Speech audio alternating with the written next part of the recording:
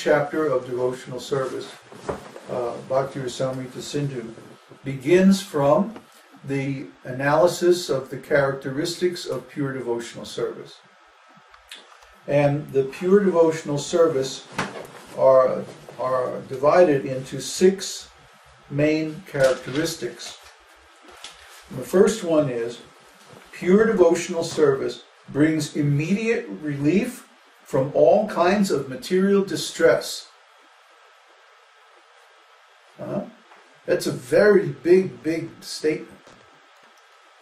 Pure devotional service, not mixed devotional service, not offensive devotional service, not devotional service in practice.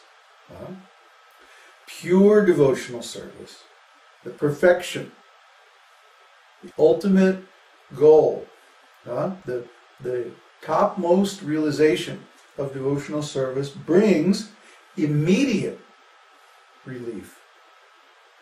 Not in the next lifetime, not next year, not later on, but immediate relief from all material misery. So, try to understand. Material distress is simply due to our taking this body. Because we identify with the body, we think that everything that happens to the body, senses, or mind belongs to us. That it's our experience. But actually we have nothing to do with this body. We're just a soul riding in this body. Our real body is in the spiritual world. This is just a temporary body that we have to take because of our karma. So where is this material distress? It's happening to somebody else. It's happening to something else, the material body.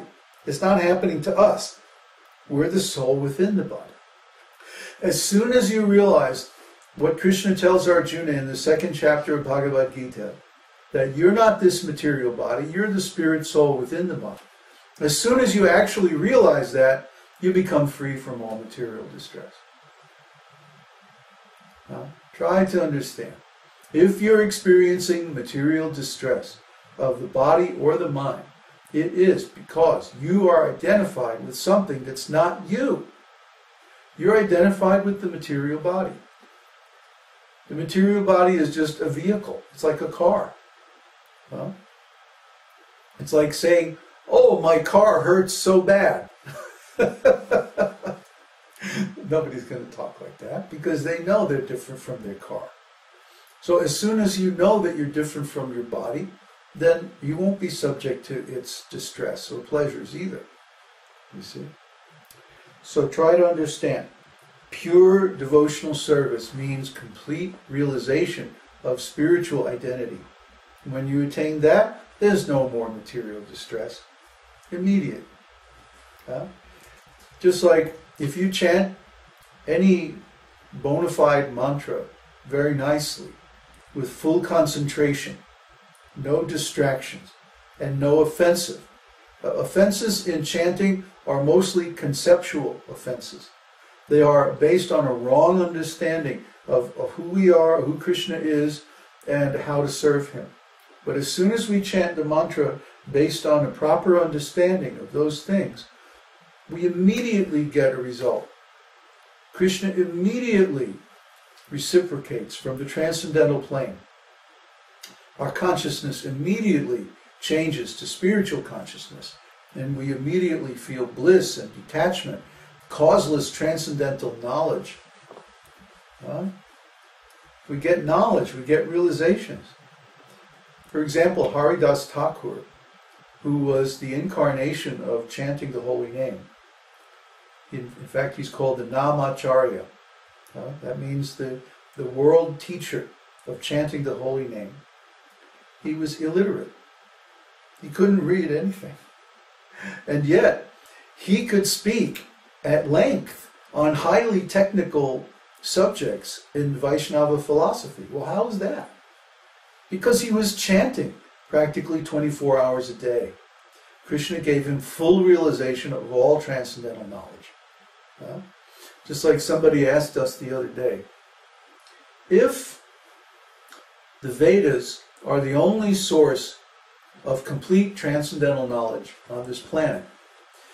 Then if somebody has no contact with the Vedas, that means that they can never know Krishna or attain full self-realization. How terrible that would be. So my reply was that, well, just because somebody has no contact with a particular religious philosophy or a particular scripture or a particular culture, that doesn't mean that they can't attain full realization, because Krishna is in their heart. Krishna is in everyone's heart. So as soon as you sincerely desire to please Krishna, then he can reciprocate and give you full transcendental knowledge. And the example I brought up was this brother Lawrence. You all have read that, right? No? The Practice of the Presence? Yeah. You read that? Come on, I gave that to you years ago. The Practice of the Presence. I haven't read it. You haven't read it? Where's my stick? Santiago. Okay. There's loads of sticks out here with Honestly, some of these guys. Well, Brother Lawrence was an English monk in the 16th century or something like that. He worked repairing shoes, and he was more or less illiterate. And sometimes he worked in the kitchen, buying wine. That was his other job. those monks. But this guy attained wonderful realization of Paramatma. But he didn't even know the word Paramatma. How did he attain such wonderful realization? You read this book on the internet. It's called Practice of the Presence by Brother Lawrence. It's a short little book. It's only 20 pages long. But it's so beautiful. And when you read it, you'll be like, Krishna. This is devotional service. How did he know that? Simply because he was extremely sincere.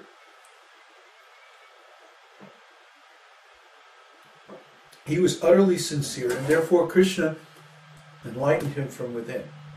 Anybody can attain that, and many, many have attained it. It's just that they're not famous, so we don't know about them. Probably they're very obscure, random people that we have no idea. The bag lady on the street could have Paramatma realization. Yeah, and we would never know. Yeah. So the second one is that pure devotional service is the beginning of all auspiciousness. What is auspiciousness? It means good things are going to happen in the future. If something happens and someone says, oh, that's very auspicious, that means it's going to cause some good result in the future. So the holy name is the beginning of all auspiciousness. It's the cause of all auspiciousness. And what this means in practical terms is that of all the religious and spiritual processes and methods that are given in the Vedic literature, which is basically everything, because the Vedic literature is more complete than any other spiritual tradition. And of all those methods, the holy name is the source of all their power. I'll give you an example. Let's say somebody goes to yoga class. And they're doing all their yoga exercises and all that nonsense. And, there's a picture of Krishna on the wall. And sooner or later, they're going to ask their teacher, oh, who is that picture? Oh, that's Krishna. So you see now, right, often they've heard this name, Krishna. Who is this guy with the flute? Oh, it's Krishna. Who is this blue fellow dancing with the young ladies? Oh, Krishna and the gopis. Radha Krishna. So like this, they're hearing and chanting the holy name. They think the results that they're getting is from the yoga exercise. But actually it's because they have some small contact with the holy name. Just like in the different ages, in Satya Yuga, meditation is recommended in the Vedas. In Dvapara Yuga, great sacrifices are recommended. In Treta Yuga, deity worship in the temple is recommended. And where do the spiritual effects of those different methods come from the holy name.